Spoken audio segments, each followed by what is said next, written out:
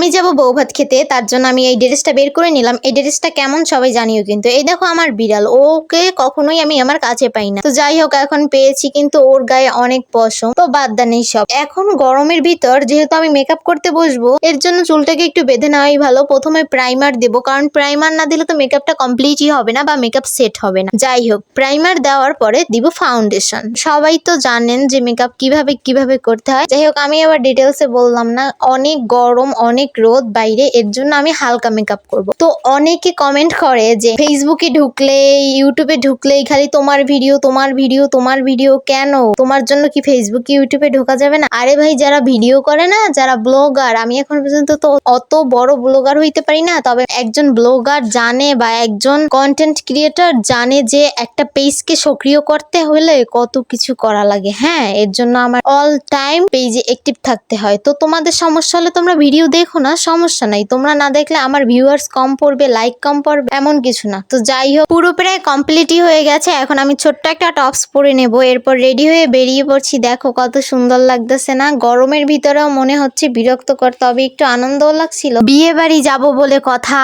তাই না? এদিকে দেখো দাদারা দাঁড়িয়ে আছে আমাদের জন্য, সবাই মিলে বের হব। তো ফাইনালি আমরা সবার সাজগোজ কমপ্লিট হলো, এখন আমরা বেরিয়ে পড়বো। তো দেখো আমাদের বৌদি দাদা কত সুন্দর লাগতেছে তাদেরকে। তো যাই হোক, দেখতে দেখতে আমরা এসেও পড়েছি তাদের বাড়ি অব্দি। অনেক টাইম লেগেছে, এসে দেখি অনেক লোকজনের ভিড়, তো কোনো জায়গা চান্সও পাই না দাঁড়ানোর। এদিকে সবাই উপহার দিতেছে, আশীর্বাদ করতেছে। এত গরমের ভিতর দেখো সবাই কিভাবে আনন্দ করতেছে। তো একজন আসতেছে আর উপহার তুলে দিচ্ছে তাদের হাতে। যাই হোক, গরমের ভিতরও কেমন লাগে, আমার তো একদম বিরক্তকর পরিবেশ লাগছে, তবে অনেক আনন্দ করছি। এদিকে দেখো প্রচন্ড গরম আর এত লোকজন, কি আর বলবো, সবাই ছবি তোলা নিয়ে ব্যস্ত। এদিকে সুন্দর ডেকোরেশন করা হয়েছে আলাদাভাবে ছবি করার জন্য, সবাই ছবি করতে পারবে। দেখো ফাইনালি একটু চান্স পেয়েছি ভিডিও করার জন্য, তাও আবার এত রোদ এত গরম। যাই হোক, এখানে আবার ক্যামেরাম্যান তাদের স্টাইল শিখিয়ে দিচ্ছে কিভাবে তারা ফটোশুট করবে। আমরা অনেকে আছি না, ছবি তোলার সময় স্টাইল ভুলে যাই, তো যখন তাদের ক্যামেরাম্যান কিছু বলে দেয় তখনই তাদের মধ্যে হাজারো আইডিয়া আসে। তো যাই হোক, অনেক মানুষ আসতেছে কিন্তু ছবি তোলার চান্সই পাচ্ছি না। একজনের উপর একজন এসেই পড়তেছে,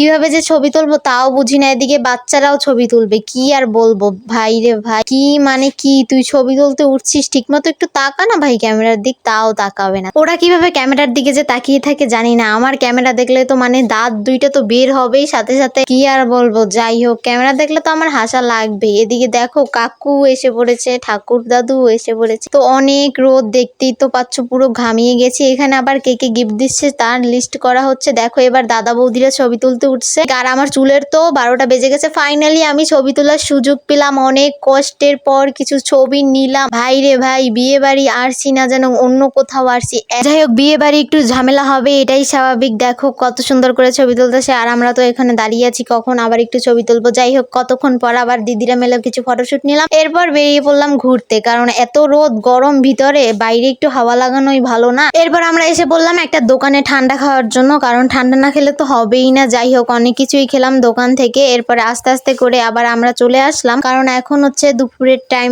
অনেক রোদ রাস্তায়, মানে অনেক রোদ। এদিকে আমার বৌদি কি দেখে যেন হাসছে, এদিকে এসে দেখি সবাইকে খাবার দেওয়া শুরু করছে। তো যাই হোক, এত গরমে কিভাবে খাচ্ছে আবার আমি কিভাবে খাবো সেটাই ভেবে আমার দুঃখ লাগতেছে, কি আর বলবো। এদিকে আমরা বসে রয়েছি একটা ঘরের সামনে, দেখো আমার মাথার উপরে দুইটা টিয়া পাখি কি সুন্দর কথা বলছে, ওদের দেখতে অনেক ভালো লাগে। যাই হোক, কি আর বলবো। এদিকে দেখো কত সুন্দর একটা বিড়াল, দেখো বিড়াল দেখলে আমার ধরতে ইচ্ছা করবে, এটাই স্বাভাবিক তাই না? টিয়া পাখি দুটো কি যেন বলছে, আমি বুঝি নাই ওদের ভাষা। তো অনেকক্ষণ টাইম অপেক্ষা করে শেষমেশ সবার খাওয়া দাওয়া শেষে আমরা বসলাম খেতে। যাই হোক, সবাইকে ভাত দিচ্ছে, তরকারি দিচ্ছে, আমাকেও ভাত দিচ্ছে। দেখো আমার দাদা কিভাবে চার দুপাটি বেড়ে করে হাঁটছে, এদিকে আমি আর আমার বৌদি মিলে একসাথে বসে খাচ্ছি। যাই হোক, বিয়ে বাড়ি খেতে তো হবেই তাই না? তবে বিয়ে বাড়ি যতই খাই না কেন পেট ভরে না, শান্তি মতো খেতে পারি না। মাংসটা এত শক্ত না বা এত আঠালোর মতো না, আমি একদম ছিঁড়তেই পারি নাই। যাই হোক, আমার হাড্ডি খেতে কিন্তু খুবই পছন্দ লাগে। তোমাদের কার কার মাংসের হাড্ডি খেতে পছন্দ কমেন্ট করে জানিও কিন্তু। এদিকে আবার বউ ভাতের অনুষ্ঠানে শেষ হয়ে যাচ্ছে, প্রায় শুরুর দিকে। যাই হোক, বউ আবার তার হাজবেন্ডকে ভাত খাইয়ে দিচ্ছে, কারণ এটাই হচ্ছে হিন্দু ধর্মের নিয়ম। কত সুন্দর ভিডিওটা আমার দাদা করতে পারেনি, একটু ফোনটা ব্যাকা করে ধরলেই একটু ভালো হয়, দেখতে পাবেন। এরপরে কিছু ভিডিও নিয়ে নিলাম, ফটোশুট নিয়ে নিলাম। যাই হোক, অনেকক্ষণ পর একটু ফাঁকা পেয়েছি, তাও আবার বাচ্চা পোলা পায় না, সে কি শুরু করছে জানি না। এত